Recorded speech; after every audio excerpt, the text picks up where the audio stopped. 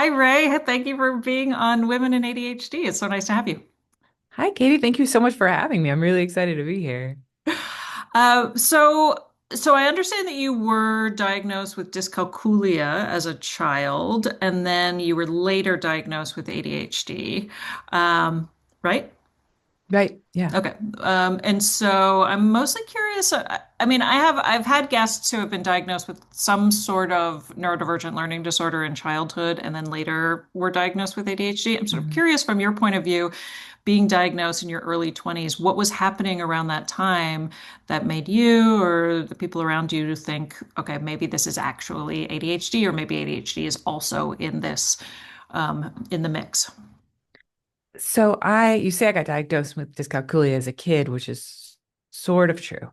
Okay. But what I was really diagnosed with was, and I think probably a lot of our listeners might have experienced something similar if they're close to my age and female, uh, LD-NOS, so learning disability not otherwise specified, because I had what we now feel very familiar about, but at the time, felt quite unique.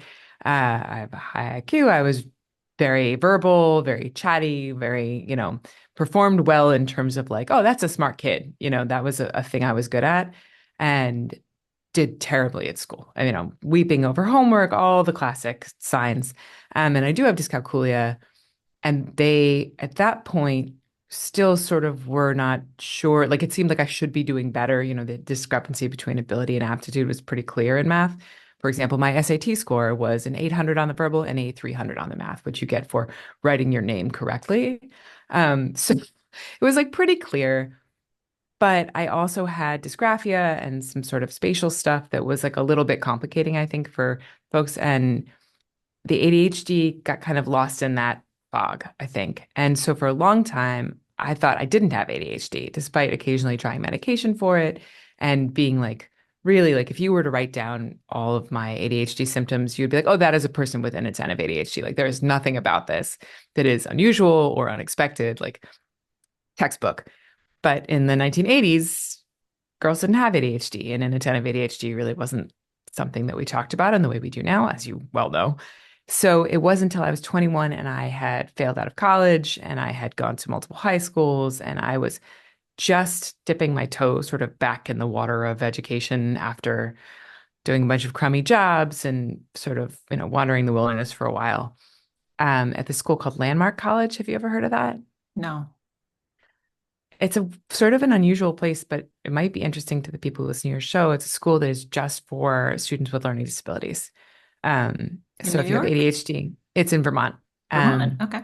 Vermont, yeah, lovely, beautiful Vermont. There's hills. It's very nice. As a New Yorker, I was like, it's beautiful here. Like, wow, there's trees everywhere.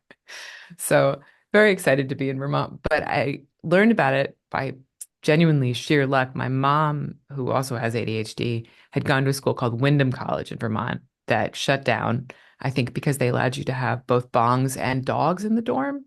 So that didn't go that well. But it became Landmark in the 1980s.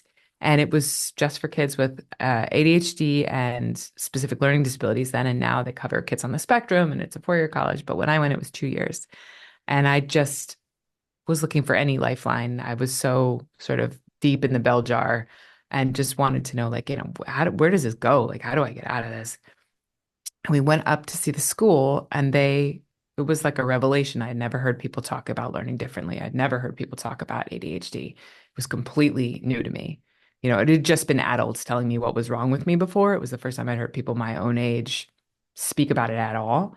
And so I went there and I saw one of they have coaches there, and I talked to one of them. They said, she said, you don't think you have ADHD? And I said, no, no one ever told me that I did. She was like, oh, well, you definitely do. Like, you should definitely go get tested. So I went finally, at home, got the full battery of tests. And the woman again said basically the same. She said, no one ever told you have ADHD? I said, no. And she said, your testing is bell clear. And I burst into tears because I was so relieved to Mm. finally know what this was. Because by then I kind of understood about ADHD. I'd see my friends who had it, and I kept being like, God, that sounds like me, but I guess it's not me because they would have told me by now. And of course not. So that was my sort of diagnosis aha story, was this sort of maybe not the big light bulb, but a rambling kind of like, like in horror movies where the the lights light up as they walk down the corridor. It was more like, I love that visual. I mean, honestly, still think a lot of the time there's that rambling, way to the diagnosis, and then also even post-diagnosis, a lot of that, a lot of what I think we both talk about on our podcast of like, what even is this? Why is there such stigma still? Why does it feel like everybody is suddenly has ADHD? And right. And why do people keep rolling their eyes still? Right. Like it feels like suddenly it felt like it was this answer to all of my seemingly random struggles over the course of my life. But now there's this new pushback about like, yes. oh, for Christ's sake, like quit your whining. And, like I don't feel like that inner voice, that internalized ableism magically went away. Oh, It's just absolutely not. changed its tone. Yeah, it sounds a lot Um, more like the internet now. right. So I'm curious. So you've been a journalist for, I guess, how many years at this point, Uh, Bizarrely, like almost 20. right? I don't Yeah. think it's bizarre at all. I feel like journalism is filled with people with ADHD, right? I mean, No, no, it's I was like, God, am I old enough to have been a journalist for 20 oh, years? I But see. Okay. Because I often am like, I find that most of us have like, we meander, right? It's like every 2 years you kind of shift to a different place or a different job or different, like I've been so many for different sure. jobs at this point.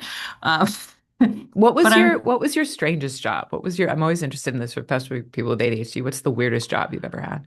I mean, I would say the weirdest job I've ever had was I was a Weight Watchers leader. Wow.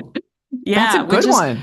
which kind of got me. So it was basically like, we had moved from the city up to the Hudson Valley, and I was a stay-at-home mom because I really struggled with my first kid in the city and was sort of like, if we ever have another kid, I'm going to have to be in a situation where I'm a stay-at-home mom. It wasn't easier, spoiler alert. It was actually hard in a whole new way, but this was all pre-diagnosis.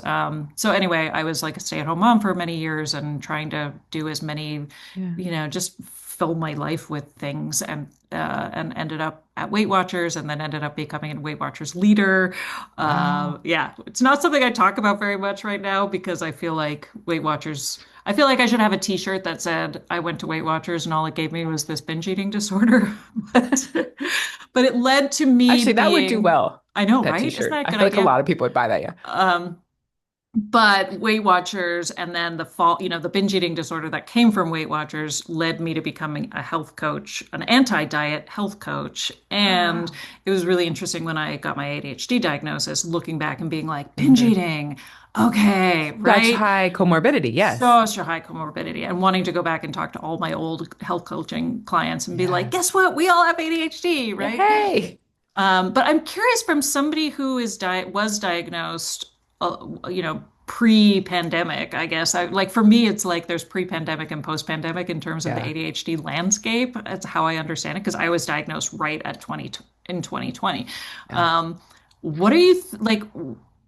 I don't even know what to ask right now. There's so many questions popping up, but like, how have you, as you've been watching it with the curiosity of a journalist, what do you think about the way that we are talking about it now? I mean, it Mhm. must, like, for me, it feels like I was diagnosed. It's kind of like moving to a new neighborhood in New York, right? Where it's like you get to a new neighborhood and automatically it's like it peaks in coolness right as you're there, and everybody who Yeah. comes afterwards It's just like is a Johnny come lately. Yeah. right. It's like, yes, I know what you Um, mean. right. But I feel that way sometimes about my own ADHD diagnosis, where I'm like, I got diagnosed with ADHD before it was cool. I didn't. I got diagnosed in 2020. But there's this sense of looking at it with Mm. the swell of now it feels like everybody has it. Did it feel that way for you specifically from 2020 on, or did it feel that way for you when you were diagnosed? Like, did you look at everybody around you the way I feel like I do sometimes and think, oh my God, like you have it, you have it, you have it? No, I I don't know where mean, the question is in there. It sounds like I you're hear it. with I me, think right? I Okay. hear it. Yeah. I think for me, because I spent so much of my life, like my ADHD was not that anyone's isn't significant, but it was pretty bad, like in terms of how the impact on my life was pretty serious. Like a lot of the classic ADHD challenges that you sort of hear about as like the extremes I experienced, like school failure, job loss, trouble with drugs, more of sort of like just the deep lack of self-esteem that you get. Like, we all have various versions of all of these things, like whether it's experiencing binge eating disorder after like dealing with Weight Watchers or like going, too far down the rabbit hole with X, Y, or Z. Like there's a million ways that ADHD affects your life. Mine were pretty classic. But the biggest one, and this is personal, but is also, I think, kind of universal, was a sense of being like, and I say this a lot, like the one of these things that is not like the others. Like I felt very different in a bad way, like special in all the wrong ways. I was the kid getting pulled out. I was the kid who was like, held back for recess because she didn't do her homework and she never did her homework.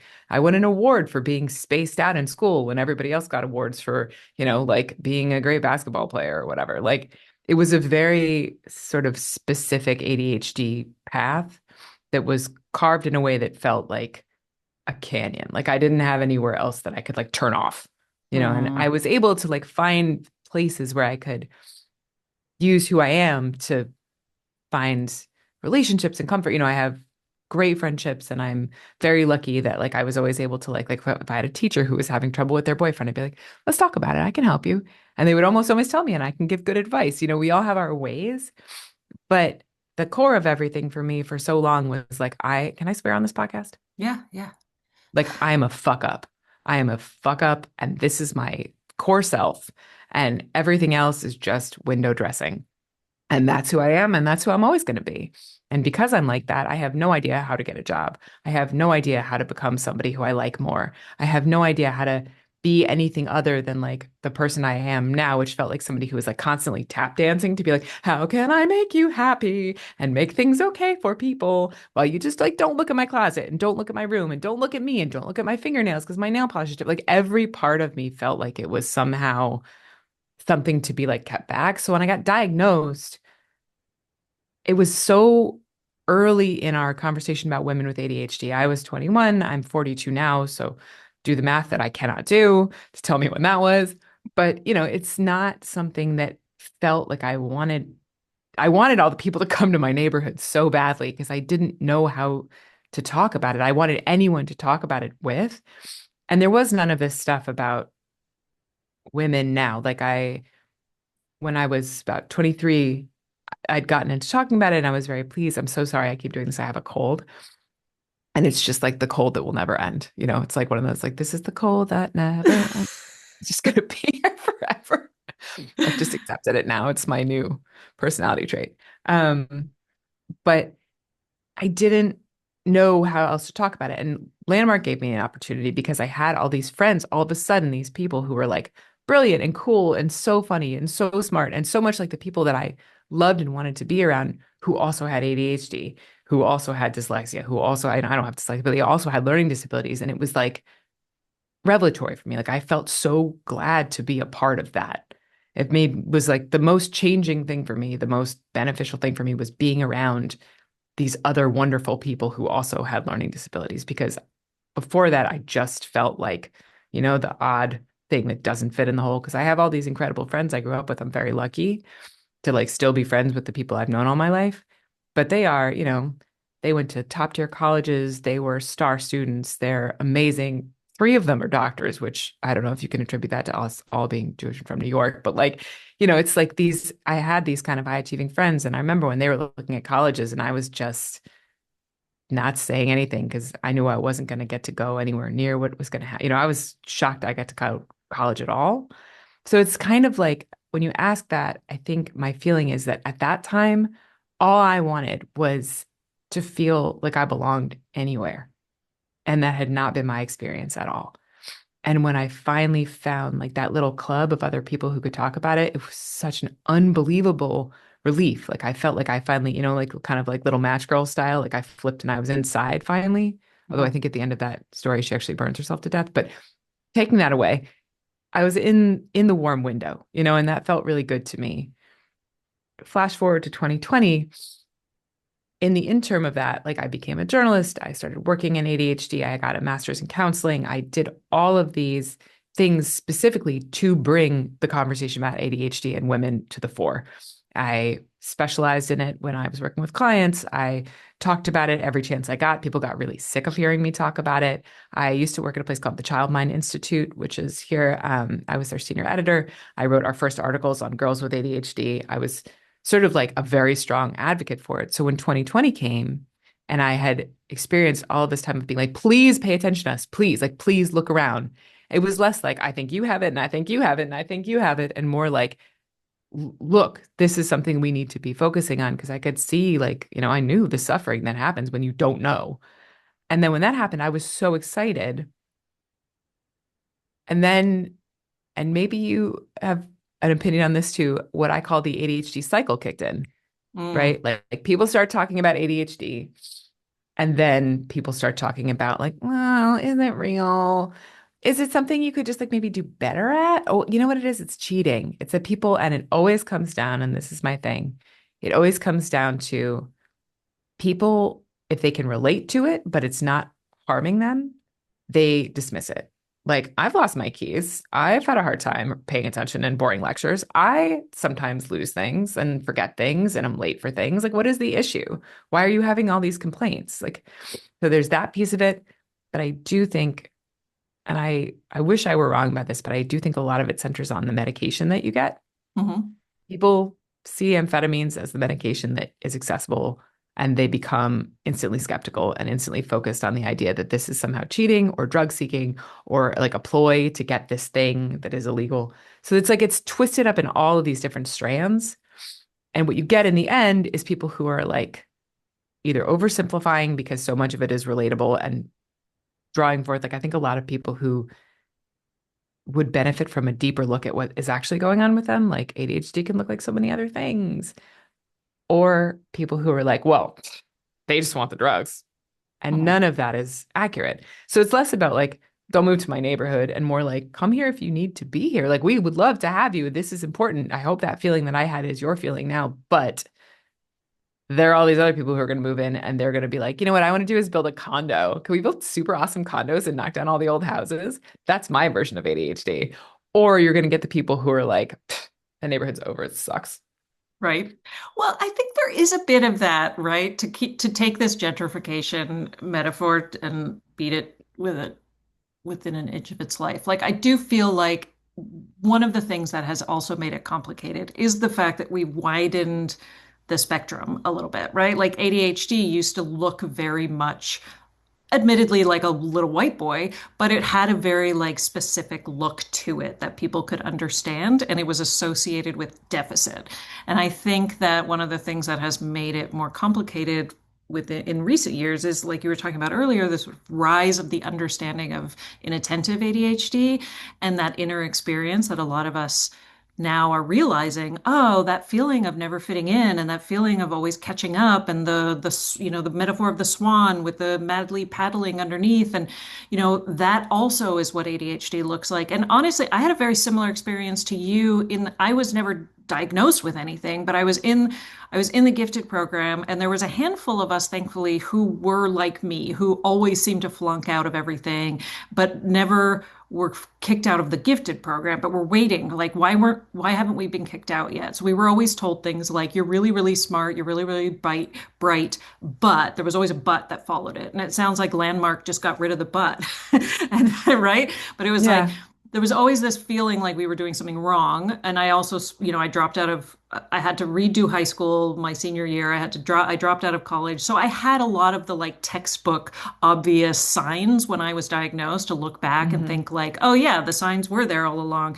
But it wasn't until I started interviewing women on my podcast that I started to see that like the vast majority of the women I was interviewing were women who did very well in school, who were white knuckling it and holding it together and Hmm. ended up like it was actually I remember it was your colleague Laura Key was one of the first like interviews where we really talked about like the anxiety piece of holding it together, right? And how like that's what ADHD also looks like. And so, like I was diagnosed before my kids, which is, I think is rare for moms.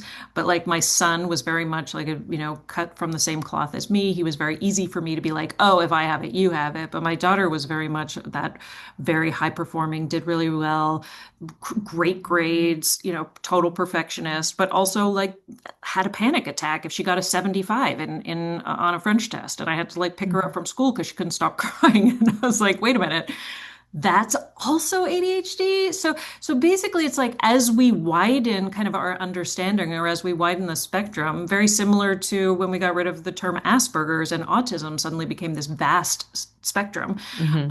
of support needs. It's like on the one hand, it's really great for advocacy and reducing stigma, but it also makes it really difficult for those people who were more comfortable with the deficit-based, um, or not even more comfortable. That makes it sound like they're being I guess like they benefit from having a certain type of understanding of what the disorder looks like. And so I do feel like the more we're like, you have it and you have it and we all have it, it's great because then it's like, yay, everybody come to my neighborhood. But it also, I think that also contributes to the eye rolling of like, okay, well, if everybody has it, then Then we does anyone stop have it? caring, right? Then let's Yeah. stop caring. It's So a tricky one. yeah, it I mean, I is. think you don't want to gatekeep and you want people to get the community and the benefit and stuff. And I am far from unique, but like I think everybody comes to this differently. Like I know a lot of people who strongly feel this is not a disorder, this is a neurotype. I feel very like good within myself and my ADHD is part of me, and that is like a wonderful way to proceed. Um, I think equally valid is the experience of being like, this has been really challenging for me. This has caused a lot of damage in my life.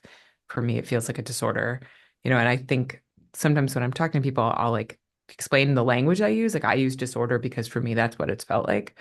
But I also understand when people just say like, I'm an ADHDer, like, there's a lot of different ways we come to it. But in terms of the like, when you say like everybody has like like, I think there is a difference between traits and impairment. Mm. Right. And I think that's where the kind of like, how big does the tent get thing becomes really important.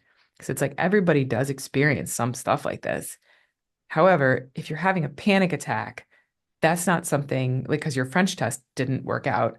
That's not the same as being someone who just does really well in school and also loses their backpack sometimes. Like, I think for to be pushed into this category of somebody who like needs assistance or support or treatment for ADHD, that's something where it's really important to figure out, for me anyway, like, is this really ADHD? Is this something else? And that's one of the places where I get very concerned about the like, we've all got it and everyone's in, like, come on down. Because it's like, it could genuinely be an anxiety and, something that needs a very different course of help, like an anxiety disorder. It could be trauma. It could be all these things wrapped into one. Maybe you have ADHD and something else. But, you know, if you talk to any clinician, and I've talked to 8 million of them, and I'm sure you have too, you say like, oh, ADHD and depression, what would you treat first? And they 100% of the time say depression, because that is the more dangerous piece of the puzzle. That is the thing that is holding you in a certain space where you can't really move forward. So we need to deal with that before we deal with this.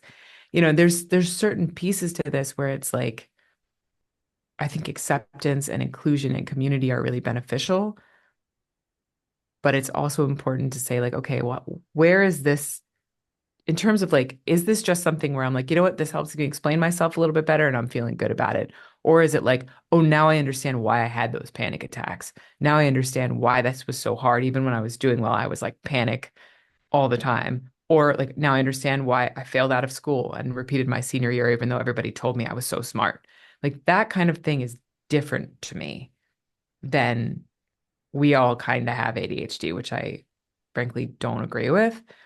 I don't know. I'm not saying it as clearly as I'd like to, but I think what it comes down to for me is if we dilute the idea of ADHD into like something that is just like, I don't know, like seems like kind of familiar. Like I kind of like that. Like, yeah, I relate to that. Let's get with that, which is to some degree like beneficial for a lot of people because it feels good to be part of something.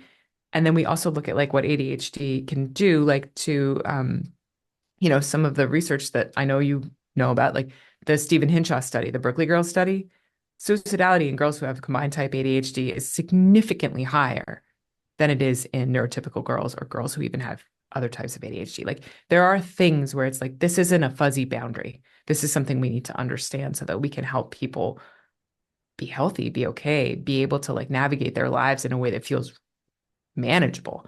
So it's tricky, that conversation, because you don't want to leave anybody out and you don't want to close any doors and you don't want to be the person who pulls up the ladder. But at the same time, it is true that if everybody has ADHD somehow all the time, then none of us do, right? Because then Yeah. it's just being a person, and that shuts a lot of people out from getting help. Right.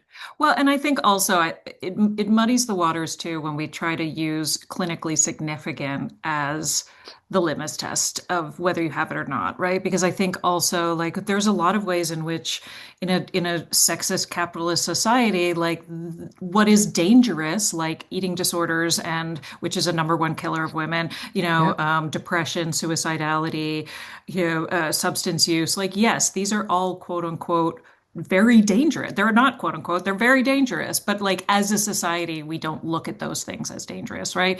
We Yeah, look those at are them as sort okay. of like quirky or just sort of like that's just what it's like. Like we sort of look at it as part of life. And so I think like when we talk about being clinically significant in terms of ADHD traits or like I always joke nobody comes to their ADHD diagnosis because their life is great and they're like I need a name for this superpower, right? Like everybody who's diagnosed with ADHD relates to the struggles of living life with ADHD. But in theory, if we're diagnosing children and understanding more, and I'm part of the Find the ADHD Girls organization, which is, this movement to make sure that, all girls are at least assessed by the time they are 7 or 8. And in theory, it's really wonderful. Like, wouldn't it be great if the little girl who is like sitting still and well behaved and not bothering the teacher, but is, a million miles away and really, really struggling or has some sort of learning disorder that she doesn't understand yet, if we could recognize that as ADHD, it's great. But also, like, in theory, if we're diagnosing children with ADHD, then their traits shouldn't be clinically significant by adulthood, right? Like it's the misdiagnosis, it's the misunderstanding of our ADHD that has led us to have clinically significant traits. Maybe you're not. I feel like you're sort of like yeah, maybe, like I think what's confusing me too is I've recently started working with. So I'm in school for mental health counseling right now in grad school, and so I'm doing my internship with adolescents at a partial hospitalization program. So it's and for me it's I the kids who are coming in there are high risk, they're suicidal, they have substance use issues. So every single kid who walks through that door, I'm like, they're neurodivergent. Like I see it in every single kid, and then I start to doubt myself. Like, am I seeing it? Like, am I just am I, is it something else, right? Like, why does it seem like every kid is neurodivergent? On the one hand, I'm like, well, look at where you work. Of course, every kid that comes through the door is going to be neurodivergent. They're all struggling with the things that we struggle with, but then they also nobody else is talking about it too in the in the field. It feels like I'm speaking a different language a lot of the time when I say it's clearly autism, and they look at me and they're like, I don't know what you're talking about. There's no signs of autism, and then I have to kind of anyway. I'm on a whole tangent at this point, but I think this idea of like when we put a really fine point on it when it comes to clinically significant, then we're relying on our own internal like compass in terms of how much we do or do not struggle with something. And then that it becomes really muddy because I gaslight myself all the time about my own struggles, right? I gaslight myself all the time about whether this is worthy of help or whether I just need to like buckle down and figure it out Mhm. on my own and all of that. And so there are times where I feel like I don't know if my ADHD is clinically significant. I don't even know what that means a lot of the time, right? Yeah. But if I look at my life and the timeline of all the times I had near misses from really ridiculous impulsive decisions or, looking academically, like all the things where I'm like, oh, clearly that was ADHD. Um, like, would my life have been different if I was diagnosed as a kid? I don't know. I mean, I think to me, and this is something that like I feel like is like a thing now to like kind of everything we've been saying. The thing about diagnosis is that it is just one thing, right? Like it's not the journey. It is a step. And that is often like, especially in the way that people talk about things now, it's like kind of held up as like the ultimate goal. Like you got diagnosed. But it's like, what does that do for you? You know, like I got diagnosed with ADHD. I was thrilled about it because I was so glad to have like an explanation. And then I still didn't know how to do any of the executive functioning things that had held me back my whole life. It took me decades. I'm still working on it. You know, like I think that is part of the problem of like, it's like quick fix, and it's like, nah, not so much though. Because also, and then you also have to deal with all like the self-esteem piece and the psychological piece and all the other things that come along with it, or all the other things that it makes you like at greater risk for. Like, for example, I had terrible postpartum depression, which we just learned ADHD makes you 5 times more likely to have. So like there's a lot of stuff like that that is kind of like an unfolding piece of this. But I feel like you said capitalism, and like it's like my favorite thing to talk about. So I'm gonna hold on to it. But like, you know, there's a lot of conversation right now. I know you've seen it about is ADHD like just a collection of traits that are held over from hunter-gatherer times? And like, really, it's just like a different type of brain that, like, you know, is adapted to a different sort of a living. And you can just find the right way to live. ADHD will become insignificant in your life. And you know what? Maybe. But you know what I have to do? Have a job. You know what I have to do? Take care of my kid. When I was a kid, I had to go to school. There's nothing I feel like in that theory, which is like if you have $1 million and you can start an organic farm or something, or like leave and like go off and join the circus. Like I don't know what that world is like because I don't live in it, but like I don't think that's the best way to talk about ADHD because it ignores the fact that we do live under capitalism and we do have to have these things that butt up against who we are and how our brains work, regardless, right? Like, and when you talk about the kids who come in to your center and are they neurodivergent, are they not? Like a person who is not doing well to the point that you're seeing them, that's a person who is in distress, regardless, right? Like whether the stress is coming from neurodivergence or the stress is coming from trauma, and like also how broad is the description that we were like, you know, the umbrella of neurodivergence, like does it include mental health? That's like something where I feel like I get very itchy about the capitalism piece where I'm like, we've created a world where so many people who live in it and have different types of brains cannot thrive. Like we are constantly trying to like bend ourselves into these shapes just to be able to like survive. And it's harder for Black and brown people. It's harder for women. It's harder for trans people. It's harder for like the further you stray from the white male norm, and I should say specifically wealthy white male norm, the harder it's going to be for you. And that's not even to say that every white male who's got money is doing great. So it's like, I think when we think about this, like Big Tent and the comfort and the finding of like the ADHD thing, one of the pieces of that conversation that often goes away to me is the ism part. Like we live under capitalism. We live in a society that doesn't want women to succeed. We live in a place that is built for brains that don't look anything like ours, bodies that don't look anything like ours. There's no part of it that is a smooth path. And it's just this other thing that makes it harder or less hard to navigate it, like to the horror movie idea, you know? Like we aren't walking a road that makes sense. And when we acknowledge that, it gets at least a little bit more navigable to me. Like I'm like, okay.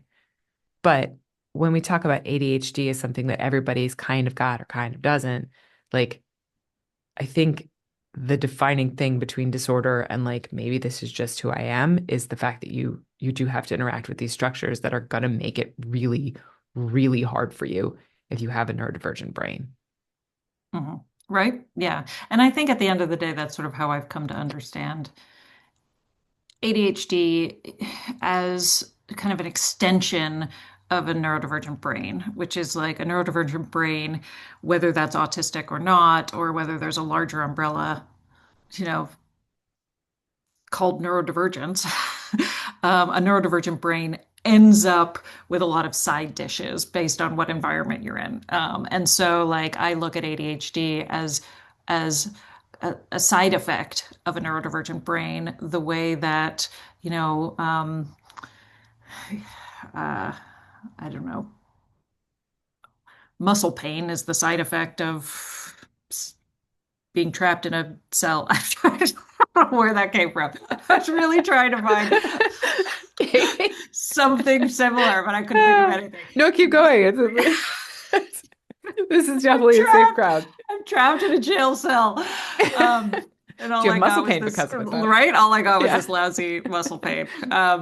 But that's how I've sort of understood it was that like we are all operating. And so I do kind of relate to the hunter farmer men I brain, love just it right. conceptually.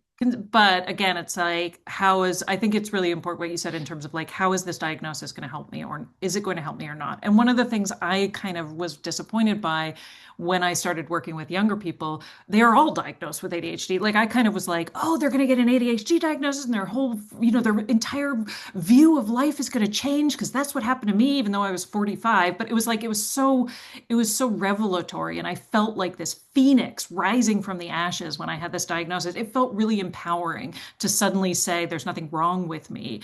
And so I thought the same thing would happen to young people, and I'm not seeing that. I'm not seeing a diagnosis as being revelatory for kids. It's kind of confirming for them that they are fucked up, right? Something It's is one wrong with them. more, right? And so Yeah. it's instilling in them that lifelong feeling of like, I need to be fixed. The yeah, but I'm very smart, but, right? It's like we're still perpetuating that idea that something's wrong with you.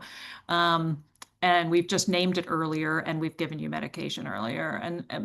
But I don't know how to change that, how to like steer that gigantic ship in another direction for young people. I feel like And yeah. that's a tricky thing. I mean, you're right that there's this kind of dichotomy of like when you're young and you get any type of diagnosis, I think it's harder because, I mean, depending on your age, you want so much to be like your peers. Like, I think that that's like a thing that we're supposed to be like, everybody wants to be so unique all the time. But it's like, I work in the West Village. Every girl in this neighborhood is wearing a white tank top and blue jeans every day. Is that legible to me? No. Is it clearly important to them? Yes. Like, I think we don't like, especially as adults, to accept the fact that like kids want to be together. They want to be alike. Like there's a reason that, I wore black eyeliner when I was younger. It's because the people who made the music I like did it.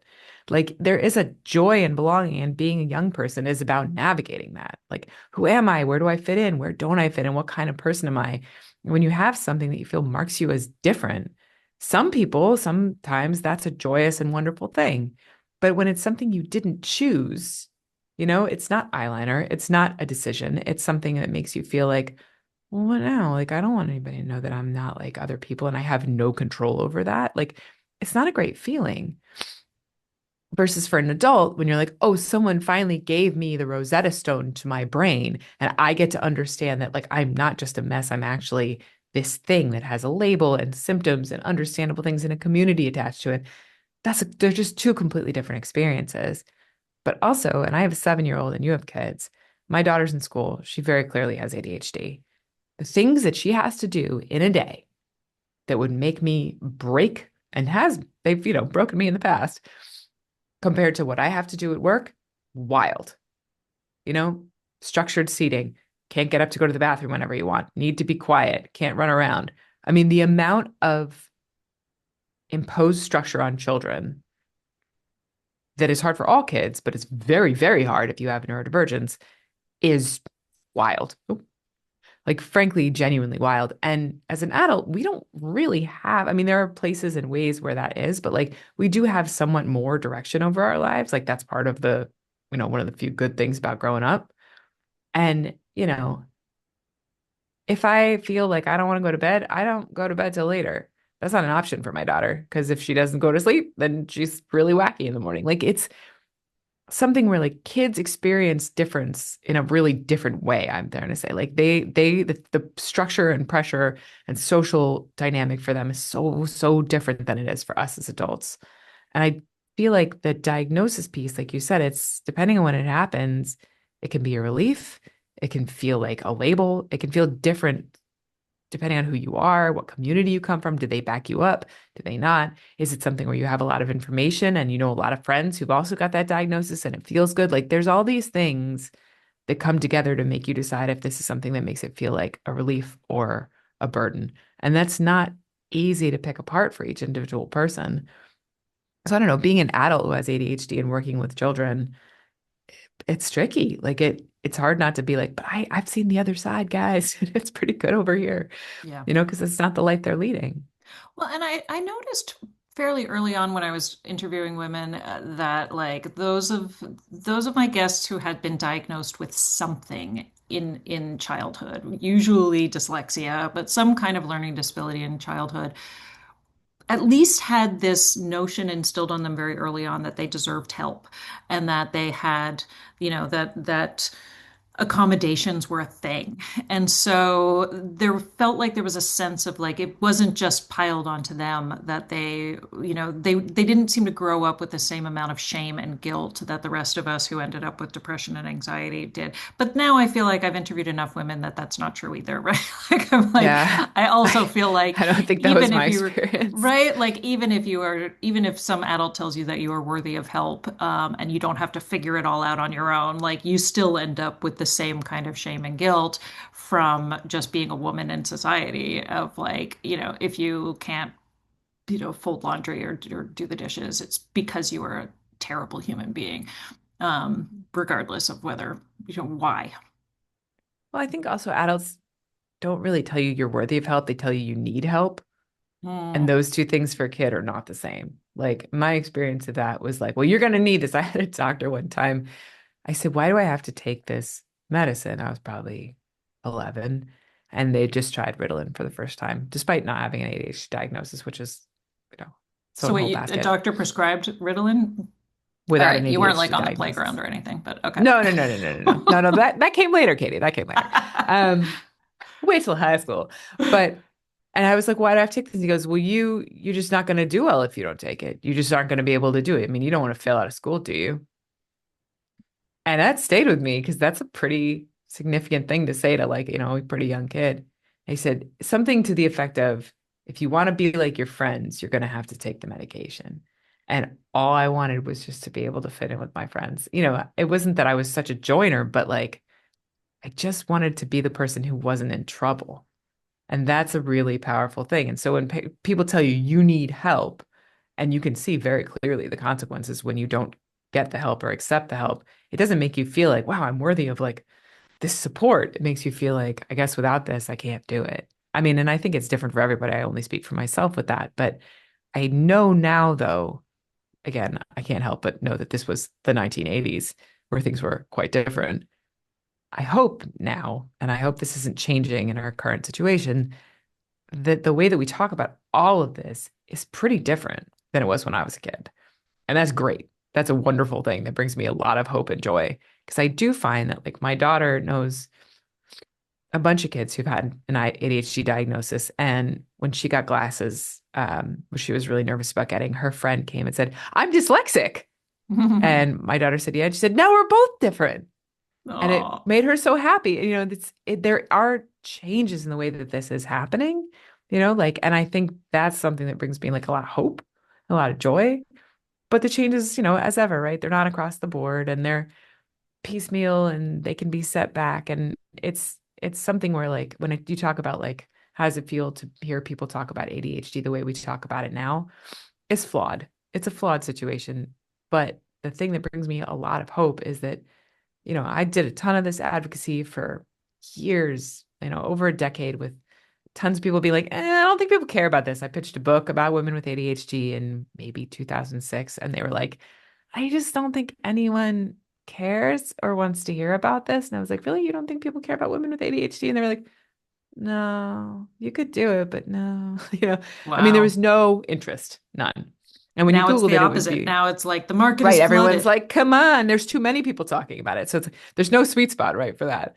Like if you got it like maybe one tiny window, but it's it's hard to say that either setting had no, it's like I'd rather have the flood, I think, because I think about the way that kids feel, the way that I felt, the way that you felt, like when you're just like, what is wrong with me? Like if my kid can grow up without saying to herself, what is wrong with me? That'd be great. That's like the goal.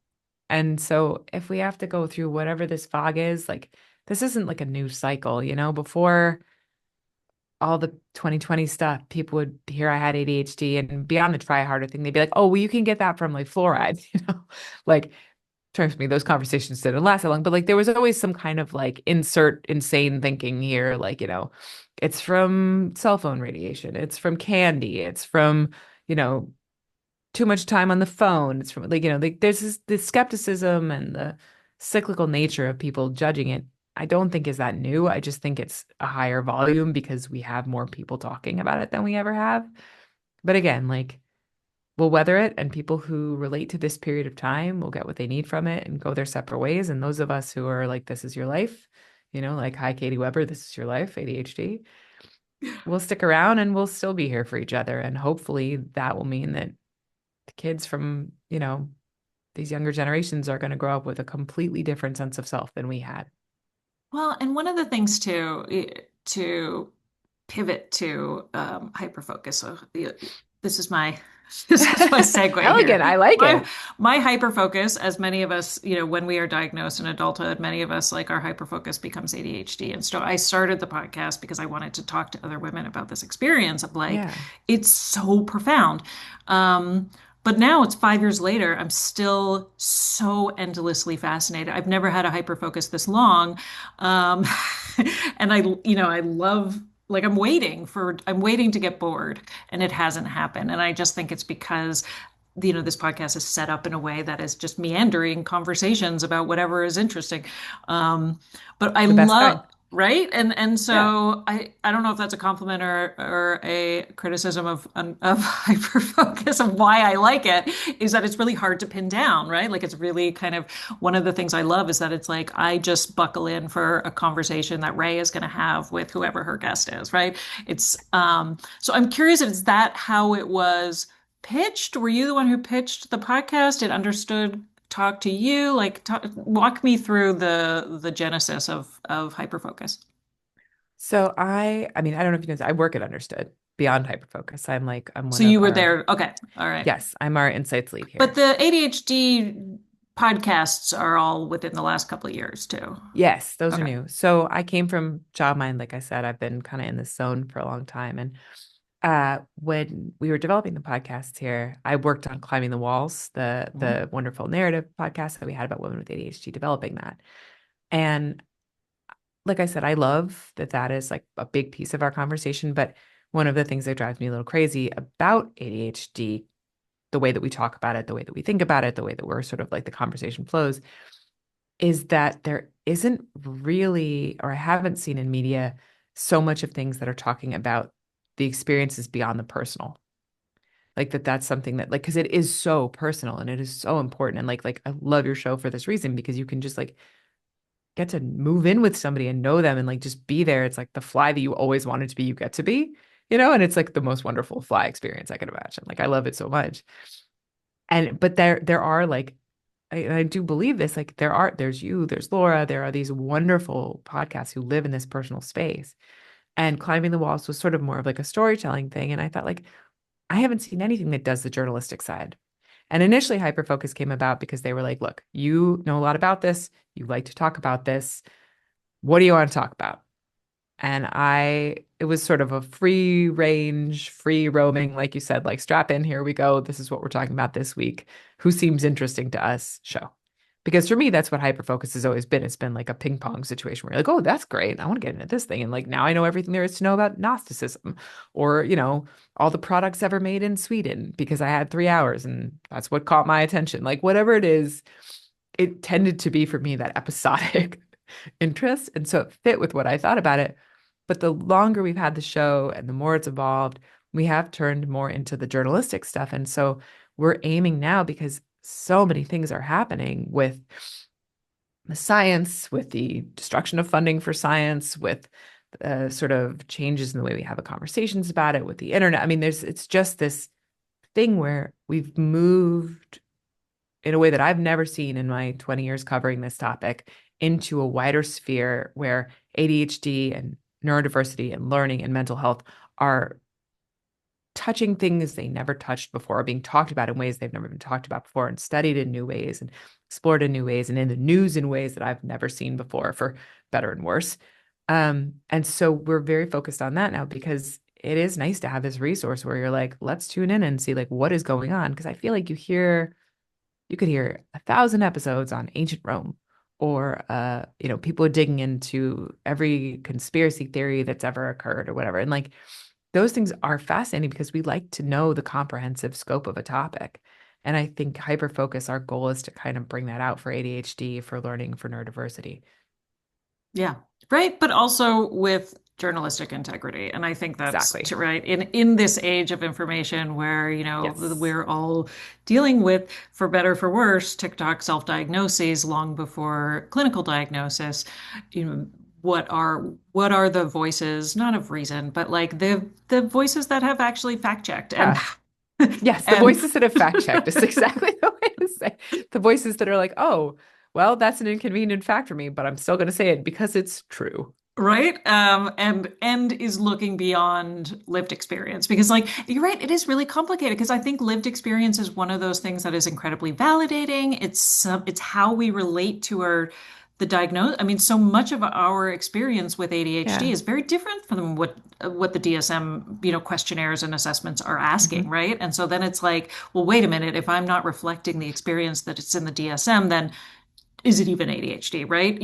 And that we get back to that question of like, if my lived experience is different from yours, how can we both have the same disorder? Um, It's right? complicated. Yeah. But that complication is where we kind of dive in.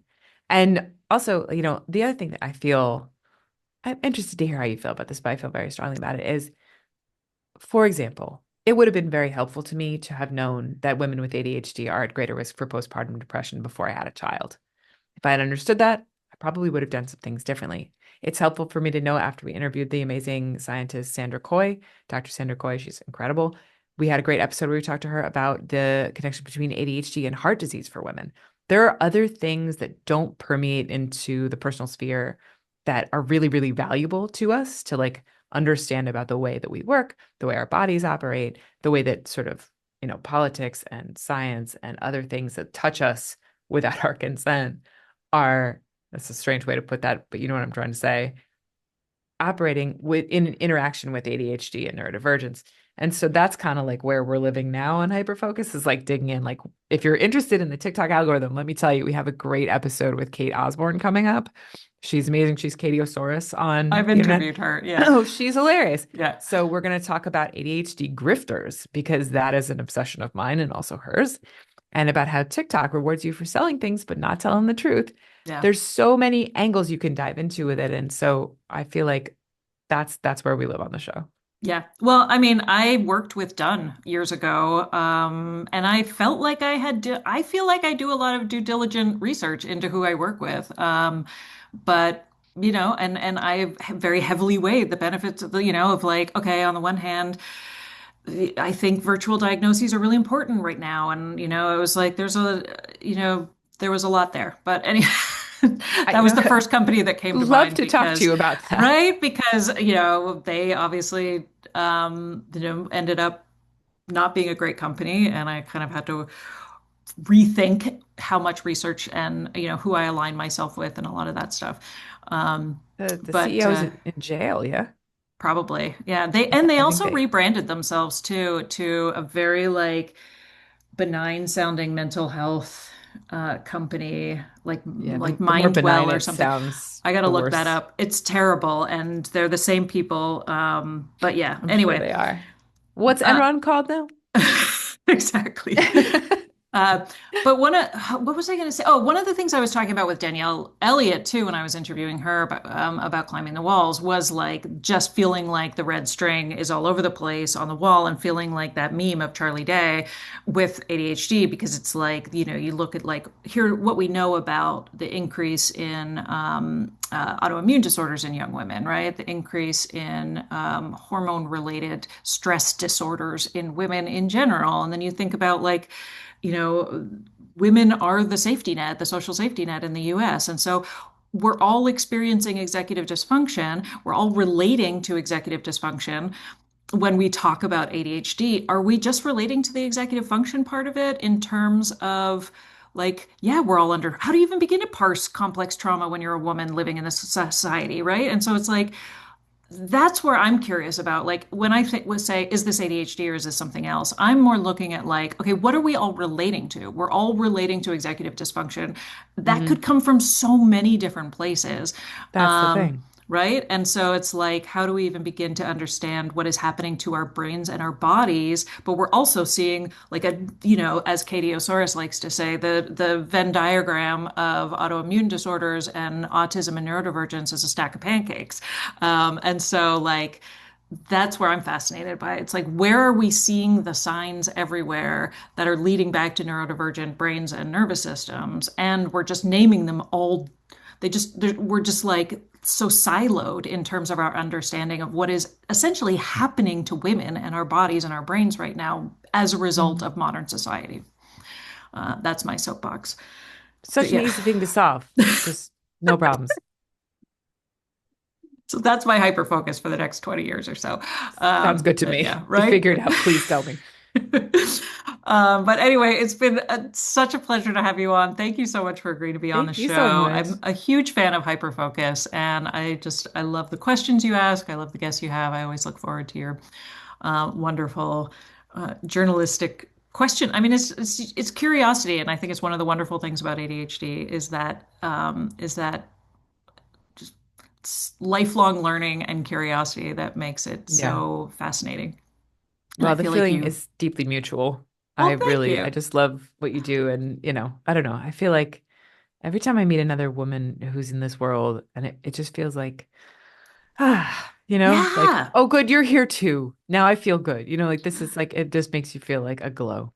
it's true. And that's one thing after interviewing for 5 years now on the same topic, it feels like coming home when I'm having these conversations because Yeah. it is. I'm like, it feels like taking off a too tight bra or something. Like it really does, or Yes. like it feels so comfortable, and I hold on to that when I'm out in the world with others now, like clinicians where I'm like, are we speaking a different language? And then Yeah. I start to second guess myself and my understanding of the world, and then I'm like, oh, I just need to go back and talk to other neurodivergent people Yeah. because then I it's like, see. oh no, I feel fully like seen. So Yeah. yeah. Oh, right. I'm me. That's okay. Well, thanks again, Rae. It's Thank you truly so been a much, Katie. pleasure.